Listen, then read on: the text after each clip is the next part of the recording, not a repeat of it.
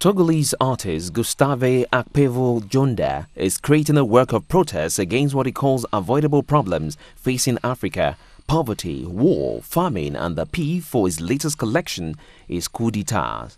Gustave uses mainly wood and steel to create abstract pieces that he says can be interpreted differently but carry a general message. Right now I'm just finishing a piece. I call this piece Red Black Love, Black Confusion. This piece describes a common story. I find it ordinary, but someone else may find the story meaningful and sad. Gustave's latest collection, which was recently exhibited at the French Institute in Togo's capital Lomé, is a mixture of pieces that he says speak against coups in West Africa. Soldiers in Mali, a country once viewed as a poster child of democracy in Africa, overthrew the government in March. In April, the army of the tiny coastal nation of Guinea-Bissau seized power and derailed elections. Gustave says it is not normal for modern-day military forces to be engaged in taking over countries. Who is the African military man? What is he? How does he want to develop his country? What does he really want for Africa? Can these people who, because of their weapons or their strength, their position, stop the process of development in the blink of an eye and start over? You can see the case of Mali today. You wonder, will they now start to rebuild this country? So much has gone into building it and so much has been invested, and today practically the whole north of the country is occupied by rebels and Guinea on the other side. I think that this is an abomination. I need a stronger word to describe what's happening. It's an abomination. It is an idiotic move, pure and simple.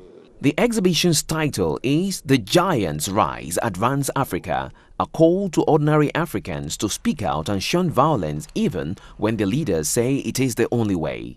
Gustave worked with wooden planks combined with pieces of bronze and used a belt to hold everything together. The belt, he says, illustrates safety and the importance of life. He says his paintings and sculptures challenge young people to take care of themselves. It is interesting that the artist takes us to revisit the past, then bring us back into the present, to finally deliver a message inviting Africa to take responsibility and so not be naive. It is a message that is valid both for young people, leaders, and for all social strata of Africa. Gustave began his career in 1998 and has exhibited his work in Africa, Europe, and Asia. His pieces are predominantly set in red. He says red symbolizes life. His work also praises the conscious generation in Africa which rises despite adversities. Amadou Adamu, a visitor at Gustave's exhibition, said he was impressed by the imagination in the collection.